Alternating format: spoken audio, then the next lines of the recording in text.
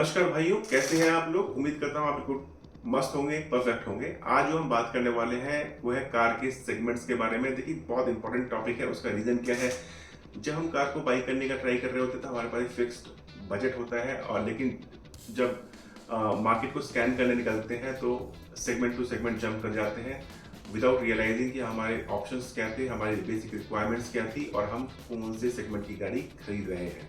उम्मीद करता हूँ ये वीडियो आपको हेल्प करेगा। सेगमेंट्स को डिवाइड करते हैं मल्टीपल पार्ट्स में। ये स्टार्ट होता है सेगमेंट ए से और जाता है सेगमेंट ई तक। आज जो हम बात करने वाले हैं ए बी सी डी के इसको सेगमेंट्स की बात करेंगे। ई औकात से बाहर है तो मैं उसको अभी फिलहाल छोड़ दूंगा।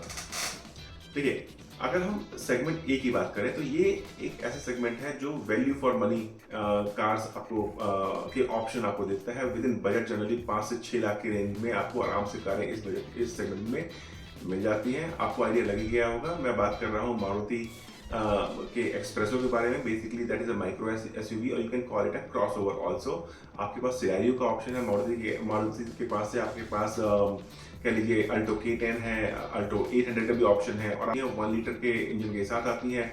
2+2 लोगों के बैठने के लिए आइडियल होती हैं और सिटी ड्राइव के लिए परफेक्ट पैकेज होती है। और अगर आपके पास पार्किंग का इशू है तो segment A is for you. तो देखिए, B2 सेगमेंट में आने के बाद आपके पास बहुत सारे ऑप्शन खुल जाते हैं, और इसी वजह से मुझे बी सेगमेंट को 2 पार्ट्स में डिवाइड करना पड़ा, B1 and B2। Generally B2 को अगर आप B2 जो सेगमेंट है वो 3.7 मीटर से उसकी कार स्टार्ट होती है और सब 4 मीटर्स रहती हैं। अगर आप इसके B1 सेगमेंट की बात करें तो आपके पास मारुति से इग्निस का ऑप्शन आता है जो कि वेल राउंडेड पैकेज है। ग्रैंड i10 हुंडई से आपको मिल जाती है, आपको टियागो मिल जाती है, टिगोर मिल जाती है, और आपको टाटा की मिनी एसयूवी पंच भी मिल जाती है, और वो B1 सेगमेंट के अंदर आती है। B1 सेगमेंट के अंदर आपको डिफरेंट ड्राइव ट्रेन्स मिल जाती हैं। आपको AMT का ऑफर मिल जाएगा, आपको IVT CVT के ऑप्शन भी आराम से मिल जाते हैं। इसी के अंदर अगर हम B2 की अगर बात करें, B2 के अंदर आपके पास अल्ट्रोज आती है, आपके पास बलिनो आती है, आपके पास वेन्यू आती है, आपके पास किया की सोनेट आती है। ये वाली कारें आपके पास फ्रॉन्क्स आती है जो B2 सेगमेंट के अंदर आ जाती हैं, और वो एक रिस्पेक्टेबल बजट रेंज में रहती हैं। थोड़ा सा अगर आप अपना बजट ऊपर करेंगे तो B2 ही सेगमेंट के अंदर आपको XUV 300 जो कि one of the best well packaged car है वो मिल जाती है।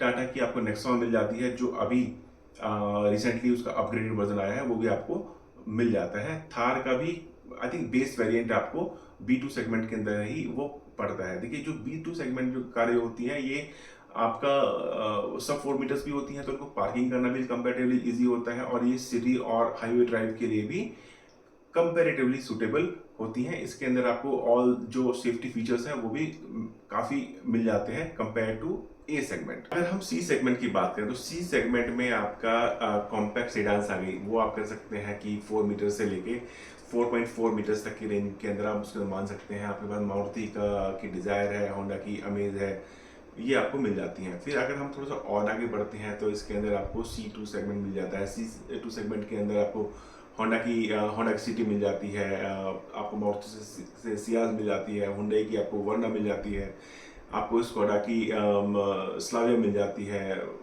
वर्टस मिल जाती है, क्रेटा सेल्टॉस एसयूवीज में आ जाती हैं, और आपके पास अल्काजार का ऑप्शन भी मिल जाता है। इस सेगमेंट के अंदर आपको जितने भी पॉसिबल सेफ्टी फीचर्स हैं सब मिल जाते हैं। One of the biggest segment best आपको बूट स्पेस मिल जाता है आराम से। आपको 7 सीटर के ऑप्शंस भी आराम से इसके अंदर मिल जाते हैं। अगर आप देखें अर्टिगा में, या फिर आप देखें किया कैरेंस में, या फिर आप देखें कि मारुति की XL6 के अंदर आराम से 3 रोज भी आराम से मिल जाती हैं। देखिए, अगर हम डी सेगमेंट की अगर बात करें तो आपका जो ये सेगमेंट है 2 में डिवाइड हो जाता है, D1 D2। D1 आपका 4.6 मीटर से स्टार्ट होकर 4.8 मीटर तक जाता है। इसके अंदर अगर मैं आपको बात करूं तो आपके पास ऑप्शन है ऑक्टेविया का, आपके पास ऑप्शन है टोयोटा की क्रिस्टा का, स्कॉर्पियो एन है, टाटा सफारी है, हैरियर है। तो ये डी सेगमेंट की गाड़ी है, मतलब आपको बहुत अच्छा खासा स्पेस मिलता है बैठने के लिए। आराम से 7 सीटर से ऑप्शन भी मिल जाते हैं, 6 सीटर ऑप्शन भी मिल जाते हैं, लार्जेस्ट बूट स्पेस मिल जाता है, सेगमेंट बेस्ट ग्राउंड क्लियरेंस मिल जाता है, और ये सारे जो फीचर्स हैं आपको सी सेगमेंट की प्राइसिंग में मिलते हैं। अगर हम D2 सेगमेंट की बात करें तो D2 के अंदर आपके पास जो एसयूवीज मिलती हैं वो ग्रेटर देन कह लीजिए 4.8 मीटर से ज़्यादा की होती हैं। जनरली शिफ्ट ड्राइविंग होती है, और चूंकि इनका साइज इतना बड़ा होता है आप इनको डेली कम्यूट के लिए इनको यूज़ नहीं कर सकते हैं। अगर मैं आपको एग्जांपल्स की बात करूं तो आपके पास फॉर्च्यूनर का ऑप्शन है, आपके पास MG ग्लोस्टर का ऑप्शन है, आपके पास किया कैरेंस का ऑप्शन है, और ये आपके पास स्कोडा की सुपर्ब है। ये जो गाड़ियाँ हैं साइज में इतनी बड़ी होती हैं कि आप इसको हाईवे ड्राइव्स के लिए ज़्यादा यूज़ करते हैं, या फिर आपको जैसे मैंने पहले बोला कि अगर आपके पास शफूर है तो आप उसको यूज़ करते हैं बैक सीट पर आराम से रिलैक्स होकर अपने ड्राइव एक्सपीरियंस को एंजॉय करते हैं। देखिए, आई होप कि जो मैंने आपको इन्फॉर्मेशन दी वो आपको हेल्प करे। इसके अलावा भी बहुत सारे ऑप्शंस अभी ओपन अप होते जा रहे हैं। फॉर एग्जांपल अभी टाटा ने एक काउप सेगमेंट एक नया स्टार्ट किया है इंडिया के अंदर। इंडिया के लिए नया है, बाहर के लिए तो खैर नया नहीं है, लेकिन वो एक काउप भी अब एक सेगमेंट हो जाएगा, एंड हु नोज कि दूसरे जो मैन्युफैक्चरर्स हैं वो भी लेके आ जाएं। इसके अलावा आपके पास काफ़ी सारे क्रॉसओवर्स के भी ऑप्शंस मिलते हैं जो basically segment to segment cross करते हैं, इसलिए उनको क्रॉसओवर बोला जाता है। तो जब भी आप कार खरीदें तो आई थिंक सबसे बेस्ट ऑप्शन ये रहता है कि आप अपनी रिक्वायरमेंट्स को जॉट डाउन करें, उसको पेपर पे लिखें और अपना बजट भी लिखें, और हमेशा आपके पास ये ऑप्शन रहेगा कि आपको एक नेक्स्ट सेगमेंट का बेस मॉडल मिल रहा होगा आपको प्रीवियस सेगमेंट के हाईएस्ट मॉडल के रेट में।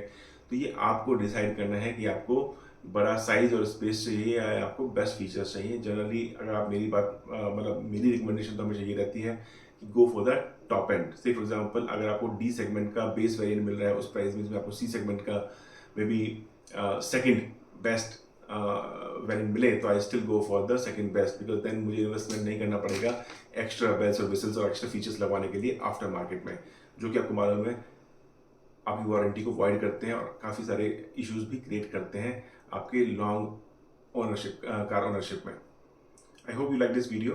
प्लीज़ कमेंट करके जरूर बताइए आपका फीडबैक इसके अंदर क्या है। Thank you.